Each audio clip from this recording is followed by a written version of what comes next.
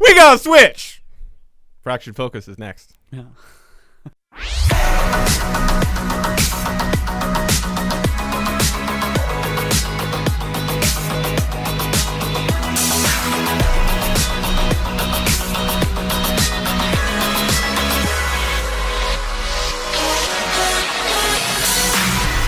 Topic number 2.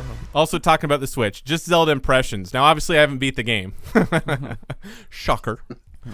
I put a lot of hours into it. And here's what I'll get. Obviously, there's going to be no spoilers. At some point, I hope you guys played this game because it is a must play. I'm not going to compare it to Horizon Zero Dawn simply because they're two different games that I both consider to be perfect 10s. For different reasons. I should say I'm not going to compare. I'm going to make some side notes, but I'm not going to say one is better than the other in that sense because I think that they're both great for different reasons. But obviously this doesn't have the photorealism of Horizon Zero Dawn, but the cartoon aspect that they have, the world is much bigger than Horizon Zero Dawn. But one of the things that I really like about this, and again, not to take away from the PS4 game, but it's not only is the world huge, it's constantly fun. From moment to moment, and I was actually, before we even got into the show tonight, when I was putting thinking about this topic, sometimes I can't figure out why, but it's constantly fun from thing to thing. So like when you go up on a huge mountain or a big tower and you look down at this huge world that is so diverse, like I can totally see why they didn't show anything from trailers. They didn't give us any detail. All they showed us is the Great Plateau. They didn't show any characters. They didn't show any rupees. We were worried it was going to be like an empty world. It is very much not. It's very diverse, very full of things to do all over the place, and everywhere. It's just as I feel like the biggest character in the game itself is the world itself, which sounds a little weird because it's not designed to have you 100% this game. It would be almost not even fun to do that. It's more like here is a giant world, kind of like in the same route they were maybe trying to go with Wind Waker, where you feel like you're in this alive cartoon world. Just go.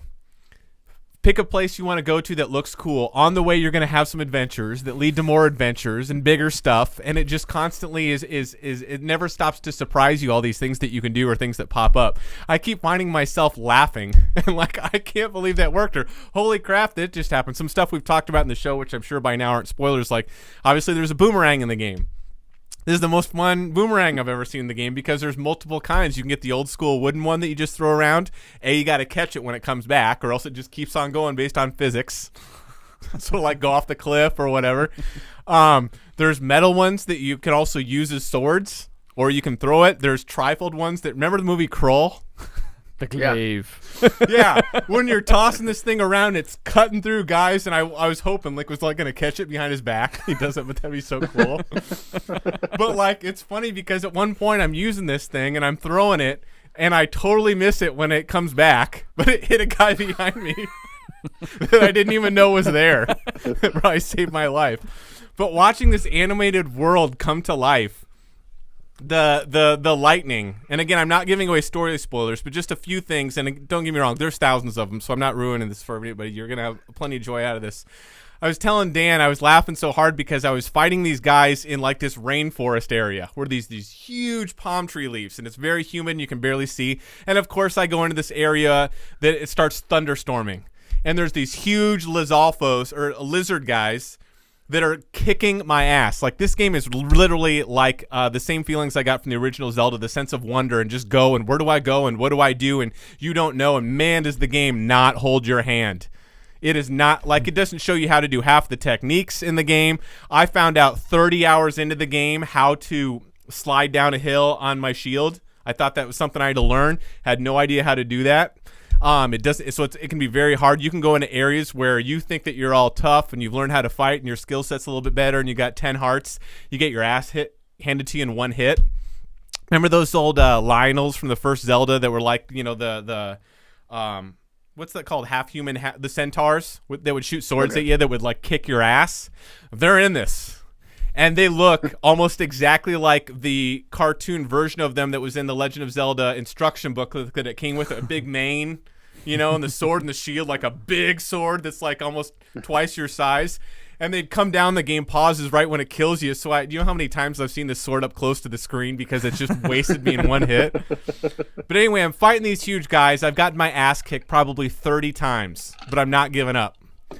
So finally there's this thunderstorm, and if you're wearing anything metal, you're going to probably get shocked by lightning because it acts as like, an antenna.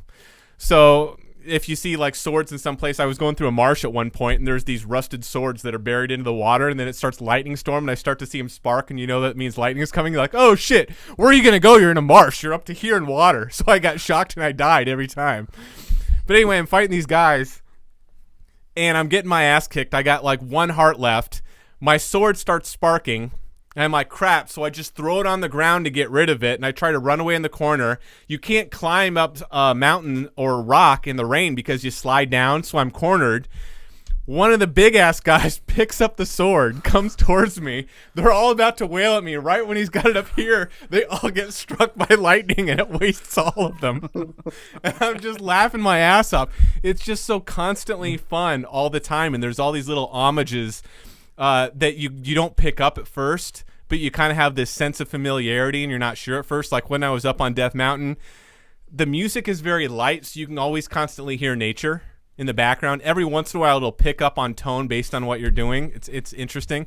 But I was hearing, it's just a very piano tone, so it was like do do do do do do do do. That's the original Death Mountain song from the original Legend of Zelda when you get into level 9. It was just kind of cool that they've got all these throwbacks, but the amount of animals that you're constantly running into, I'm still finding out things that you can't do. I've put probably 40 to 50 hours into this game already so far, and out of the entire world of Hyrule, I've only even gotten to the part where on each region, you can find an area where you can map out that region, right? It doesn't mean you've seen every area in that region. It just means you've at least got the map to those regions. I've only mapped out about 60% of Hyrule.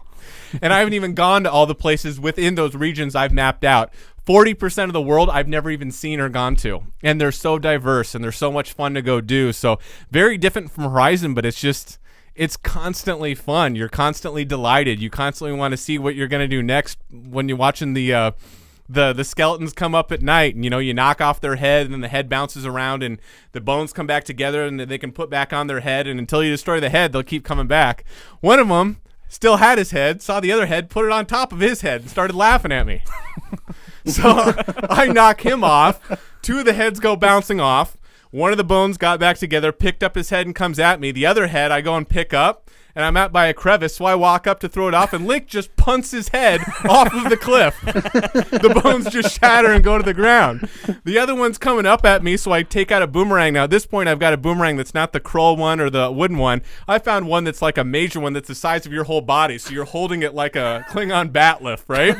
And you can swing it like a sword, or you can chuck it like a huge boomerang, and you hear it go whoosh, whoosh, whoosh, and you got to catch that thing, so it's like, But I come at the skeleton like I'm going to hit him with the boomerang, and the skeleton guy starts going like this.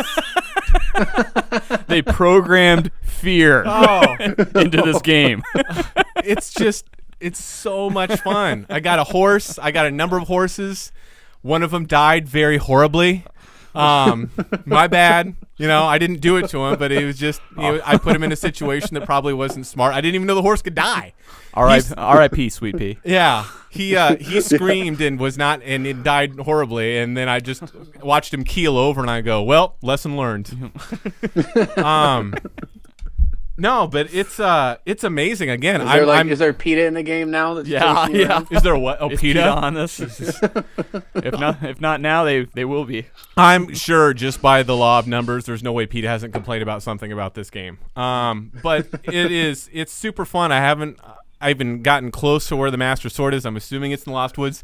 Our brother Alex was over watching me try to navigate through the Lost Woods. Can't do it. I'm sure someone in the world knows how to tell me how to do this stuff. And this will be interesting, too, because like the original Legend of Zelda, once you play through and you master some of this stuff, you know what to do. So if you play through again, you know how to go pick up some hearts first, go get the white sword before you even go into level 1. Mm-hmm. I'm actually excited about future playthroughs and having this knowledge in advance because I've stayed away from all spoilers. I haven't looked up any on the internet. It's another thing. I am not a fan as much as you are of like crafting stuff. Mm-hmm. Drives me nuts. I've been having so much fun cooking recipes. Holy crap. Making all this stuff to see if you're good at making all the, and man, there's so many items all over the place. And the weapons, you don't craft weapons, but you pick up new ones and different ones all the time. I've got a knight's bow, but then that guy dropped a knight's bow, but his is like improved with durability up ×9, and this one, and but the crafting aspect, as far as the food, was actually really fun to me. So you're making stuff to give you temporary extra hearts or extra stamina and all this stuff. But it's got a lot of elements that have more of a traditional massive open world game that you guys have probably done more. Like, I've never played Skyrim. It doesn't really appeal to me. I've never done World of Warcraft. It doesn't really appeal to me. But this has a lot of elements that normally would have made me shy away from it. And it's just fun. It's constantly fun to do this stuff. But I can't wait for future playthroughs where you know where to do stuff in advance and it'd still be fun, because there's probably a whole bunch of stuff that you never even found the first time that you're going to find again. They've got like these, Korok seeds that you find. So I think there's 900 of them.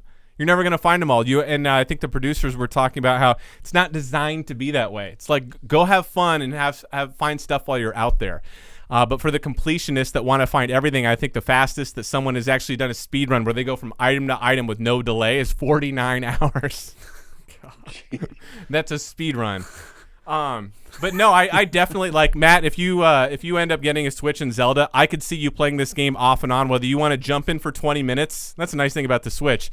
I'm going to jump in for 20 minutes, pick an area I want to go to, found a shrine, do a shrine in 5 to 6 minutes. You can pick it up and go if you want to. Come in and out, whatever time frame you want to do. I could see this game, you having fun with this game for like a solid year. Are there multiple saves on it? Oh, yeah. Mm-hmm. Okay, because that's what I was wondering is, if I get this, it's probably not going to be mine primarily. Oh, yeah. Well, here's the cool thing about the Switch. You can make up a whole bunch of profiles for whoever's going to use the Switch.